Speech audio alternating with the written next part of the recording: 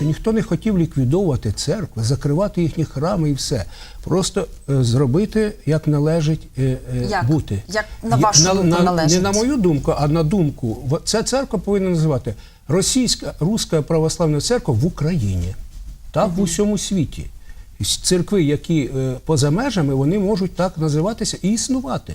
Ніхто не збирається закривати цю церкву. Але звідси витікає багато інших моментів. Це і пільги, і все. Як вона стане як зарубіжна церква з центром за кордоном. Тим більше з центром у країні-агресор. Тому цей законодавчий акт повинен був зняти з реєстрації цю церкву, зареєструвати її як належить.